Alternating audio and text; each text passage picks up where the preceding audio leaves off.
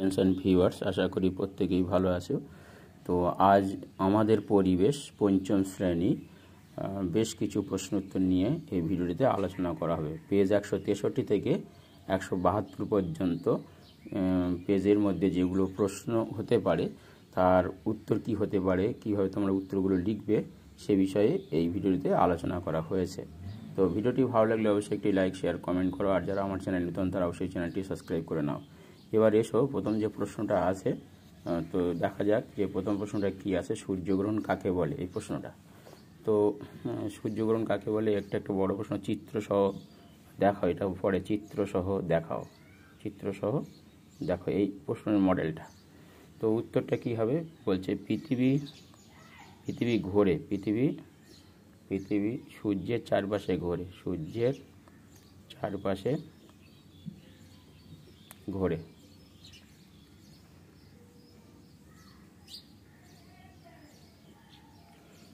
এবং চাঁদ পৃথিবীর চারপাশে ঘোরে।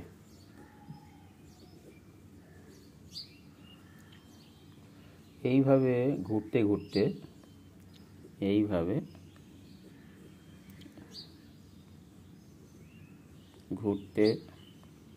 ঘুরতে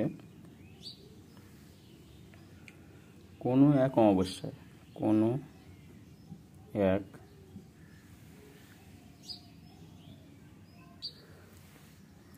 এইভাবে ঘুরতে ঘুরতে কোনো এক অমাবস্যায়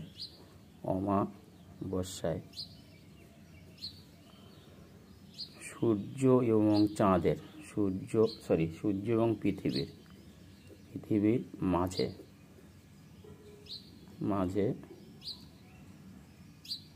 এক সরলরেখায়, পৃথিবীর মাঝে চাঁদ এক সরলরেখায়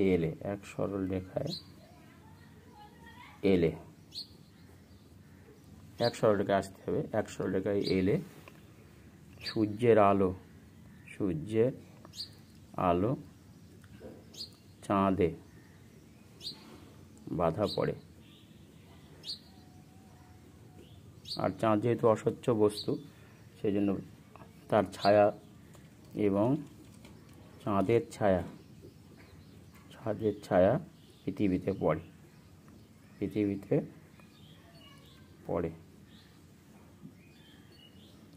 তখন পৃথিবীর ওই অংশ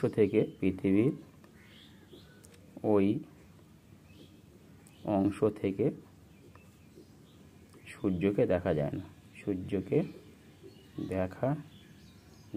না, তখন তাকে সূর্যগ্রহণ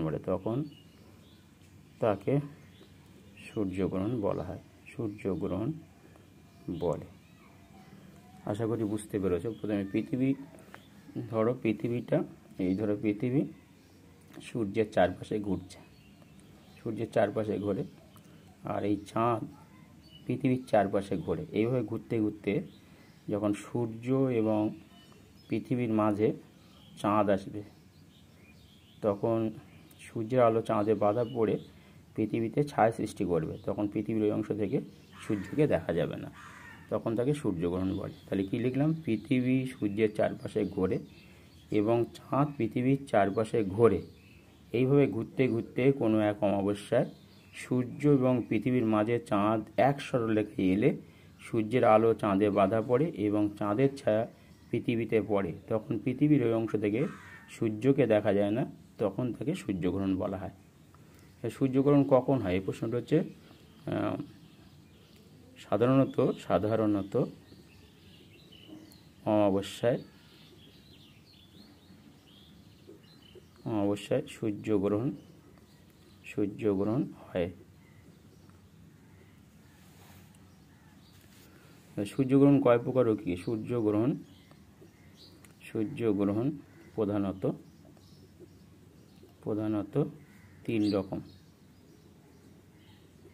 রকম, যথা এক হচ্ছে পূর্ণ গ্রাস সূর্যগ্রহণ। 2 হচ্ছে খণ্ডগ্রাস সূর্যগ্রহণ। আর 3 হচ্ছে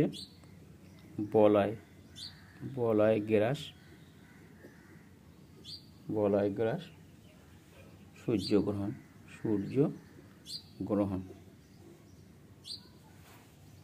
নেক্সট, সব অমাবস্যায় সূর্যগ্রহণ হয় না কেন বা চন্দ্রগ্রহণ হয় না কেন? তো সব অমাবস্যায়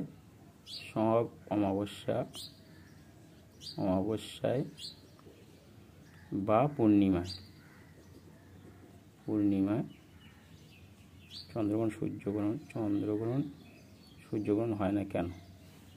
তো সব অমাবস্যায় চন্দ্রগ্রহণ সূর্যগ্রহণ হয় না কেন? সব অমাবস্যায় বা পূর্ণিমায় চাঁদ পৃথিবী এক সরলরেখায় আসে না। তাই জন্য সব অমাবস্যা বা পূর্ণিমায়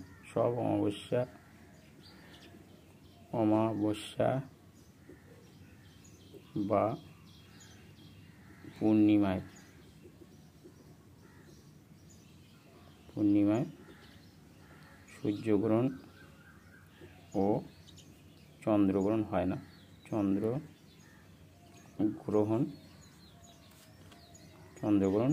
না। আশা করি বুঝতে কোনো অসুবিধা নেই। তো বুঝলাম কি যে সব অমাবস্যা বা পূর্ণিমায় চাঁদ সূর্য পৃথিবী বা সূর্য চাঁদ পৃথিবী এক সরলরেখায় আসে না। তাই জন্য সব অমাবস্যা বা পূর্ণিমায় সূর্যগ্রহণ বা চন্দ্রগ্রহণ হয় না। নেক্সট একটু প্রশ্নটা দেখো, খণ্ডগ্রাস সূর্যগ্রহণ এবং পূর্ণগ্রাস সূর্যগ্রহণ কাকে বলে? তো সূর্য ও পৃথিবীর মাঝে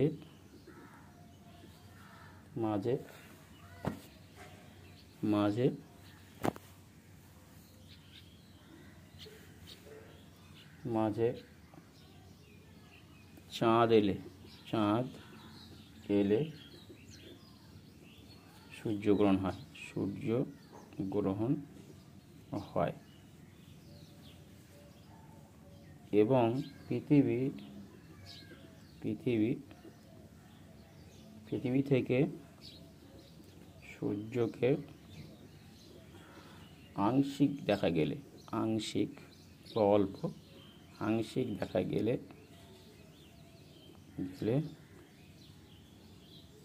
তাকে খণ্ডগ্রাস সূর্যগ্রহণ বলে। আর যখন সূর্য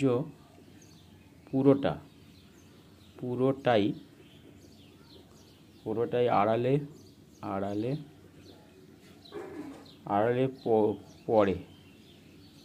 পড়ে তখন তাকে পূর্ণগ্রাস সূর্যগ্রহণ বলে। তার মানে যখন সূর্য এবং পৃথিবীর মাঝখানে চাঁদ আসবে, তখন সূর্যের আলো চাঁদে বাধা পড়বে।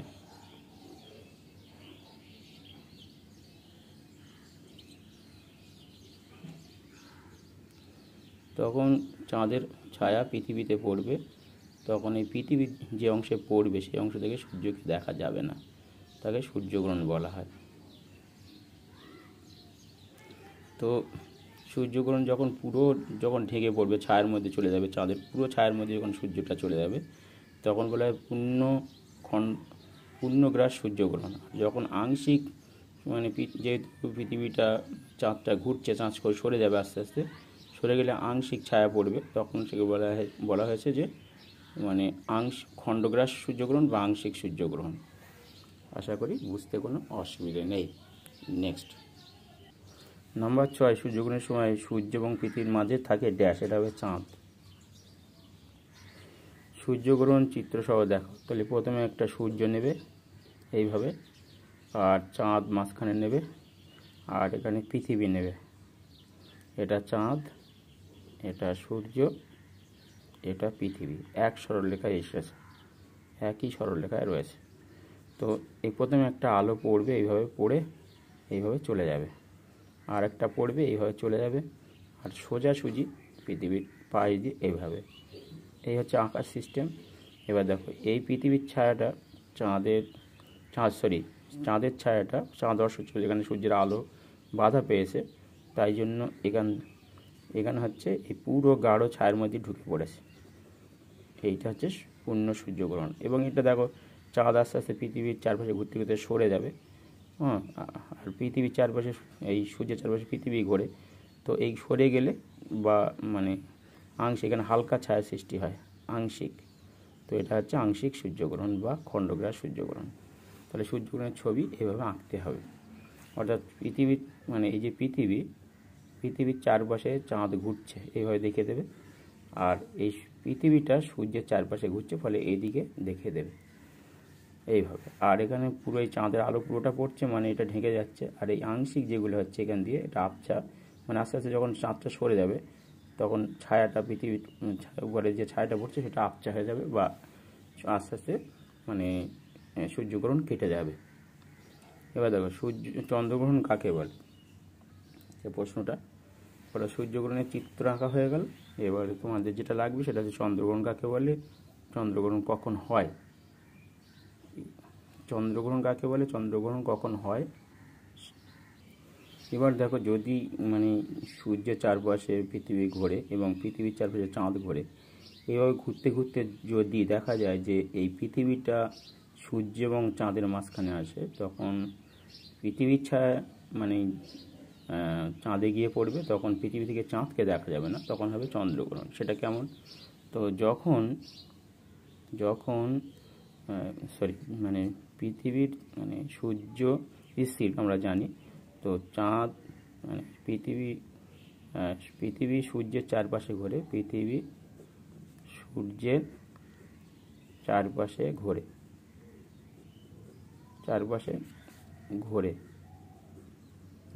এবং চাঁদ পৃথিবীর চারপাশে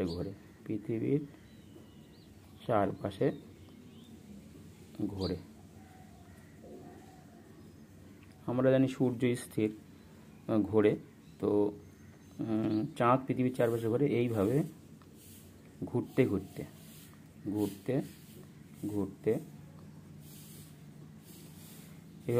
ঘুরতে সূর্য ও চাঁদের মাঝে এক সরলরেখায়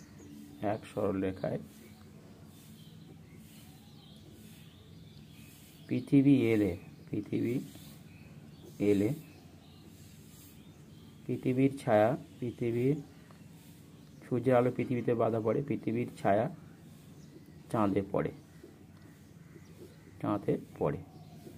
তখন পৃথিবীর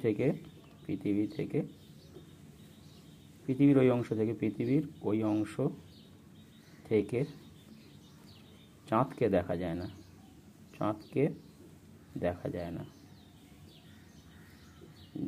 না, তাকে চন্দ্রগ্রহণ বলে। কখন হয়? পূর্ণিমাতে, সাধারণত পূর্ণিমা তিথিতে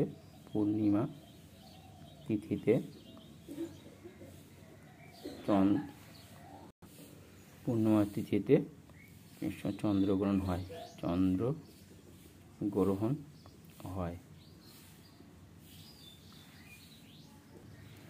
সব পূর্ণিমায় চন্দ্রগ্রহণ হয় না কেন? তো সব পূর্ণিমায় সূর্য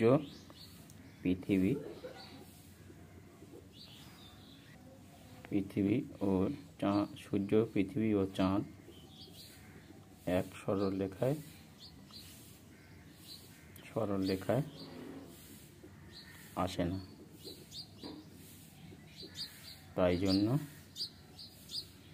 সব পূর্ণিমায় চন্দ্রগ্রহণ হয় না। এবার দেখো চন্দ্রগ্রহণ কয় প্রকার ও কী কী। চন্দ্রগ্রহণ দুই প্রকার, এক হচ্ছে আংশিক বা খণ্ড। আংশিক বা খণ্ড গ্রাস চন্দ্রগ্রহণ, আর 2 নম্বর হচ্ছে পূর্ণ গ্রাস চন্দ্রগ্রহণ।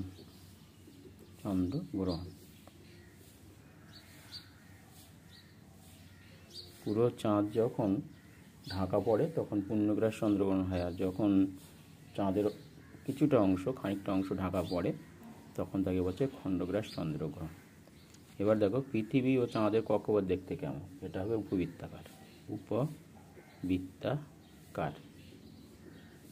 প্রশ্ন হচ্ছে যে চন্দ্রগ্রহণ চিত্রকে দেখাও। তাহলে প্রথমে সূর্য আঁকতে হবে, তারপরে এখানে পৃথিবী আনতে হবে। তাহলে সূর্য,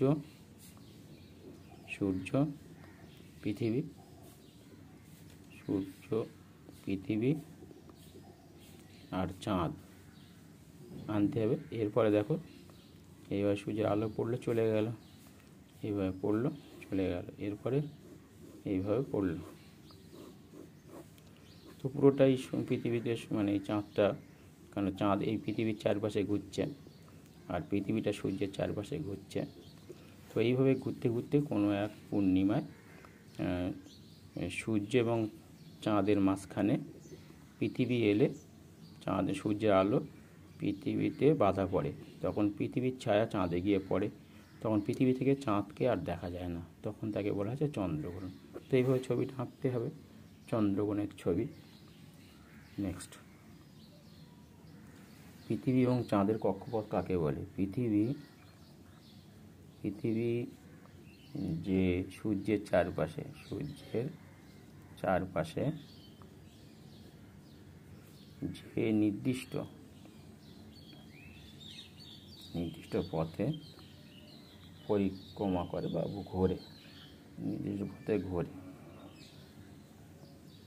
তাকে পৃথিবীর কক্ষপথ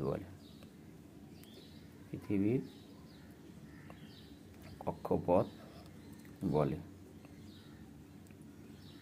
এবং চাঁদ যে নির্দিষ্ট পথে পৃথিবীর চারপাশে ঘোরে,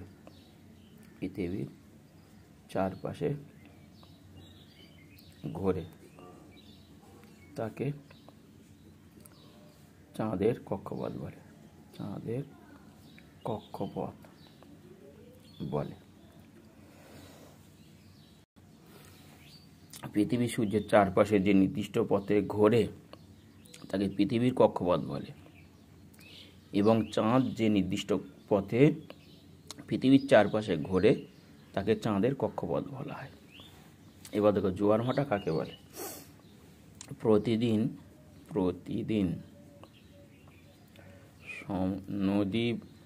নদী বা সমুদ্রে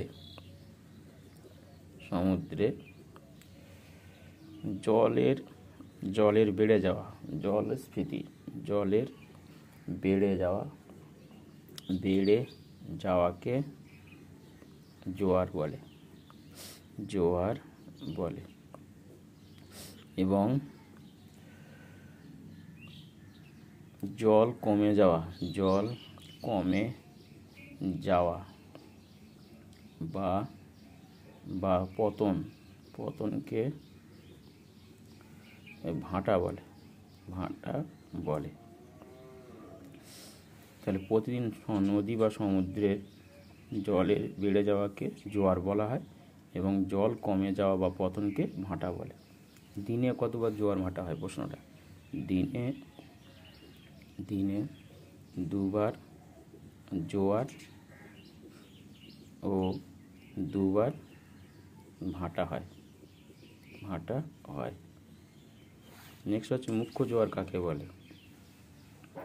মুখ্য জোয়ার কাকে বলে? পৃথিবী যেদিকে চাঁদ থাকে সেদিকে চাঁদের আকর্ষণ। ধরো এটা পৃথিবী, এটার দিকে চাঁদ আছে, আর মানে চাঁদের আকর্ষণে, মূলত চাঁদের আকর্ষণে মুখ্য জোয়ার হয় আর কি। তো এদিকে ভাটা হবে, এদিকে মানে জোয়ারটা বেশি হয়। ছবিটা দেখলে বোঝা যাবে যে এইটা পৃথিবী আর এই যে চাঁদ আছে। তো এই চাঁদের পৃথিবীর যে মানে যেদিকে চাঁদ আছে সেদিকে মানে প্রবল জোয়ারের সৃষ্টি হয়, তাকে বলছে মুখ্য জোয়ার। আর অপর পৃষ্ঠের দিকে হালকা জোয়ার হয়, তাকে গৌণ জোয়ার বলে। আর এই দিকটা হলো জলটা কমে যায়, তাই জন্য ভাটা।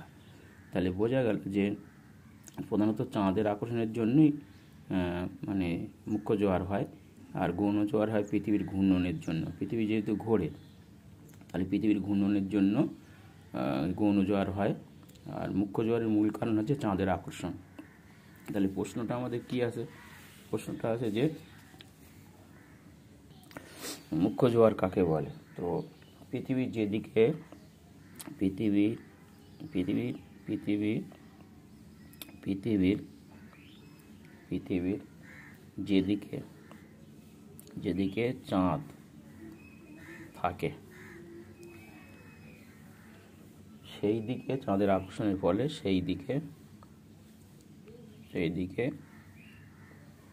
প্রধানত চাঁদের আকর্ষণের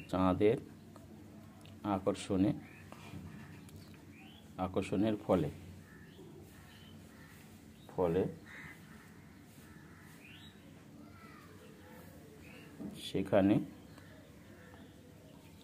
সেখানে জল বেড়ে যায়, প্রচণ্ড হারে জল বেড়ে যায়, প্রচণ্ড হারে জল বাড়ে। তখন তাকে মুখ্য জোয়ার বলা হয়, মুখ্য জোয়ার বলে। তাহলে মুখ্য জোয়ারের কারণ কি? মুখ্য জোয়ারের মূল কারণ হচ্ছে চাঁদের আকর্ষণ, পৃথিবীর উপর চাঁদের আকর্ষণ, এর ফলে মুখ্য জোয়ার হয়। এবার দেখো গৌণ জোয়ার কাকে বলে? তো পৃথিবীর যেদিকে চাঁদ থাকে না সেদিকে আকর্ষণ বল কম থাকে, মানে উল্টো দিকে আর কি, যেদিকে মানে মুখ্য জোয়ার হয় তার উল্টো দিকে। তাহলে মুখ্য জোয়ার যেদিকে হয়, মুখ্য জোয়ার যেদিকে পৃথিবীর যে অংশে পৃথিবীর যেদিকে হয় তার বিপরীত দিকে ঘূর্ণনের ফলে জোয়ার কম হয়, তাকে গৌণ জোয়ার বলে। আশা করি বুঝতে কোনো অসুবিধে নেই। নেক্সট, গৌণ জোয়ারের মূল কারণ কি? মূল কারণ হচ্ছে পৃথিবীর আকর্ষণ, মানে ঘূর্ণন, পৃথিবীর আবর্তন বা ঘূর্ণন হচ্ছে গৌণ জোয়ারের মূল কারণ। জোয়ার ভাটা কেন হয়? মূলত চাঁদের আকর্ষণে, চাঁদের ও সূর্যের মিলিত আকর্ষণে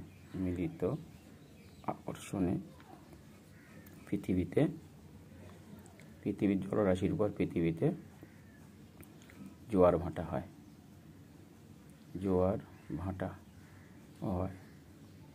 পৃথিবীর জলরাশির উপর জোয়ার ভাটা হয়। ভরা জোয়ার ও মরা জোয়ার কাকে বলে? বা ভরা কটাল মরা কটাল কাকে বলে? এই প্রশ্নটা। ভরা জোয়ার ও ভরা কটাল কাকে বলে? বা অমাবস্যা ও পূর্ণিমা তিথিতে পৃথিবী, চাঁদ ও সূর্য একই সরলরেখায় থাকে। তখন চাঁদ ও সূর্যের মিলিত আকর্ষণ বলের প্রভাবে আকর্ষণের ফলে প্রবল বা তীব্র জোয়ার সৃষ্টি হয় তাকে ভরা জোয়ার বা ভরা কটাল বলে ভরা জোয়ার বা ভরা কটাল বলা হয়। নেক্সট হচ্ছে মরা জোয়ার বা মরা কটাল কাকে বলে। তো পৃথিবীর যে পাশে চাঁদ থাকে তার সমকোণে সূর্য থাকলে পৃথিবীর জলরাশির উপর চাঁদের আকর্ষণ হয় এবং সূর্য সমকোণে থাকায় সেদিকেও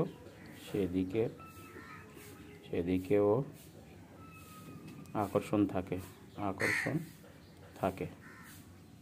ফলে দুদিকে আকর্ষণের জন্য জোয়ারের পরিমাণ কম হয়